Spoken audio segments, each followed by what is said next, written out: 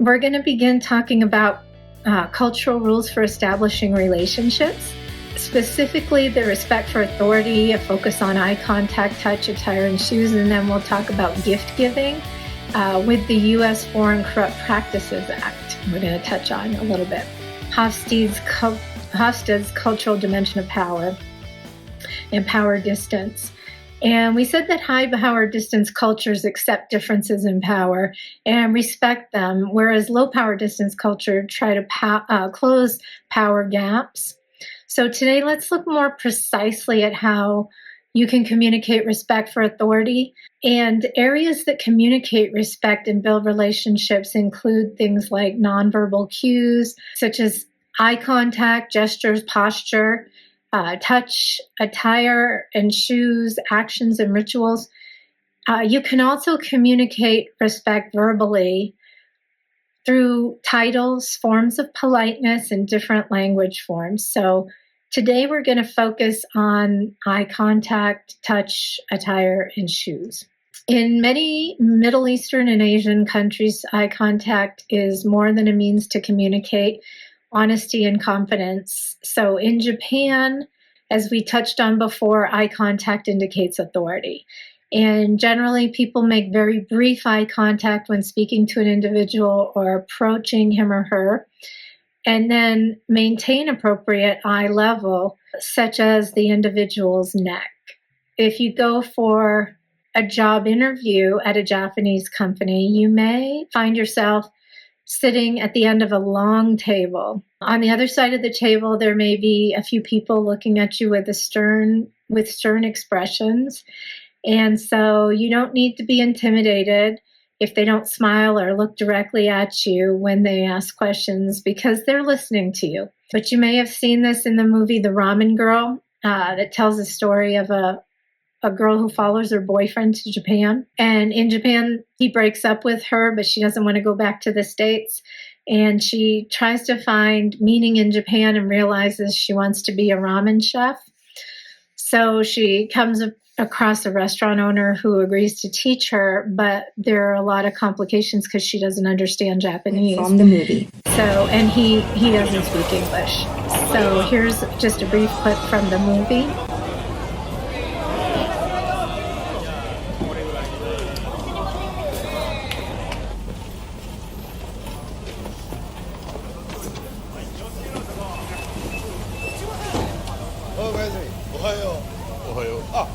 うちのせがれ覚えてるよな。どうも。おかげでこいつの修行も順調でよ。もうすぐ本家の師匠のお墨付きをもらってめでたく後継ぎができるってわけだよ。おい前津奥さんによろしく。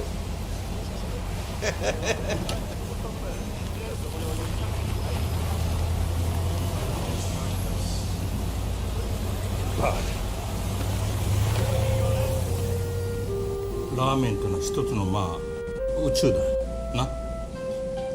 海からいただいた命な、山からいただいた命の全ての命を組み合わせたのがラーメンだよな。で国は言ってみれば完璧ななんつったらいいのかな、調和が必要なわけだ。だからその具をな、この一つにまとめ上げるのがいわゆるスープなんだよ。スープなこのスープが全てのラーメンの命を吹き込むわけで、分かるか？分かったらラーメンをじっと見てみろ。ラーメンをじっと見つめてみろ。何人の顔見てんだよ。ラーメンを見ろっつって。I think I know. Let me try. The spinach. Here. Pork. And this at 2 o'clock. Ow! バカかおめえは。分かった。お前な。What are you おめえ分かったおめえもうおでこが小さいからお前もう脳みそが小さいんだよ。その分だけお前猿の脳みそじゃねえよか。猿だったらお前キリぶら下がってキャッキャッキャッキャ言ってればいいんだよ。本当にバカ。Can you show me? だからこいつラーメンを見てりゃ感じるって言ってんだよ。だから俺は。Tell me what you mean. I was mirrors.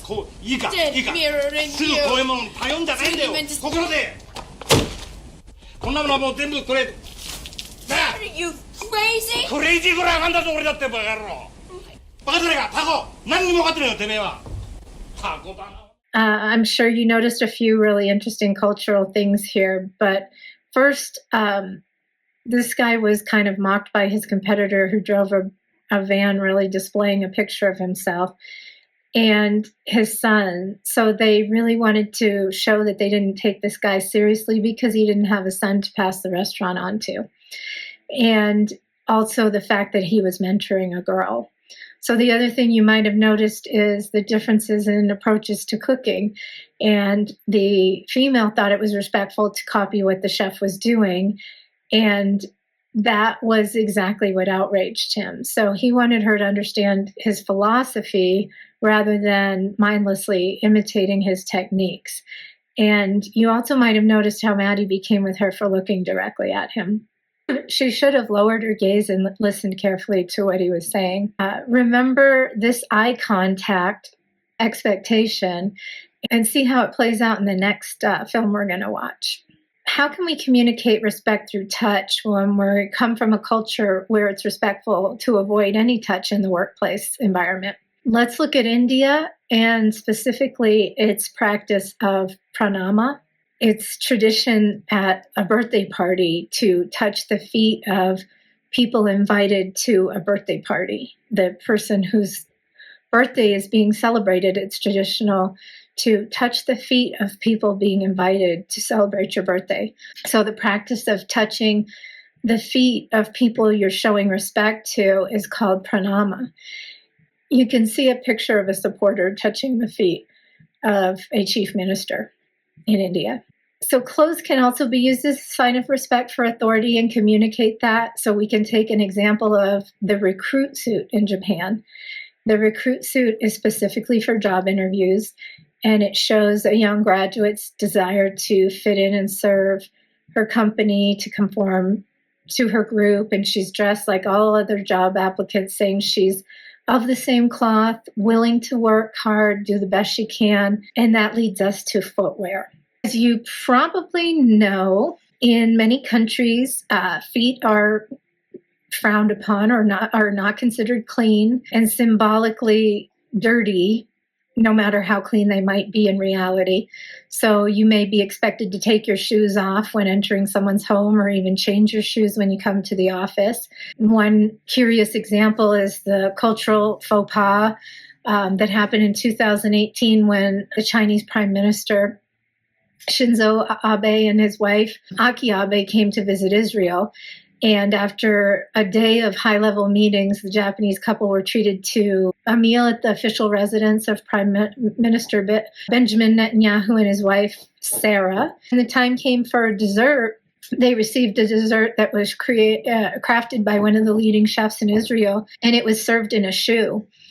And one of the senior Israeli diplomats who had previously served in Japan told a local newspaper that this was a really stupid and insensitive decision because there's nothing more despised in Japanese culture than shoes. He said that they not only don't enter the house wearing shoes, you won't find them in the offices. The prime ministers, ministers, and members of parliament don't wear shoes to work. And so it was an equivalent to serving a Jewish guest chocolates in a dish shaped like a pig.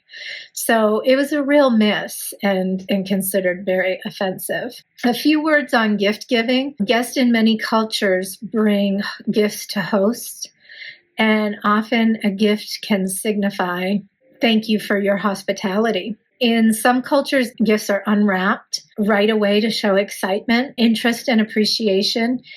In other cultures, gifts are unwrapped in private to avoid causing any discomfort to the gift giver if it turns out to be disappointing to the receiver. Hosts may present gifts to guests, but gift giving is a very delicate and mistake-prone sphere. So it's really important to do research thoroughly before deciding what, where, and when to bring a gift in a business setting. An idea for a quick, kind of easy and fun activity for you and family members is to look at a list of countries on the right here and think what items from the column on the left would be a bad idea for a gift. And then here are the answers. So first, it's a bad idea to give your business partners white lilies in England and yellow or white chrysanthemums in Germany. In both cases, the flowers signify loss and are meant to be used at funerals. So next, it would be a bad idea to bring an item with a company logo on it to France. French consider such a gift very cheesy. And in China, giving a desk clock would be a cultural faux pas because clocks are associated with time ticking and death approaching. And an unwrapped gift would not be appreciated in Japan. In Italy, a set of knives would raise eyebrows because it would mean cutting off relationships. And if you want to give someone a bottle of whiskey or other alcohol, you want to make sure that person is not from Saudi Arabia. Gifts are not only a delicate matter cross-culturally, but they can easily cross into gray areas where someone may perceive a gift as a bribe and interpret that in that way. If you've never heard about the U.S. Foreign Corrupt Practices Act, it's something important to know if you're planning to do business internationally, because the act states it is unlawful to make payments to foreign government officials to assist in obtaining or retaining business. So anti-bribery provisions of the FCPA have applied to all U.S. persons and certain foreign issuers of securities. These anti-bribery provisions now apply to any foreign firm and any person who might cause, directly or through agents, an act in furtherance of such a corrupt payment to take place within the territory of the United States. So anything that might be perceived as a bribery payment, something meant to coerce, something meant to buy loyalty or to sweeten the pot of a deal, you need to be really careful according to the FCPA and just avoid any resemblance of impropriety. Hopefully this gave you some good food for thought. And if you have any questions, don't hesitate to reach out. Have a good week.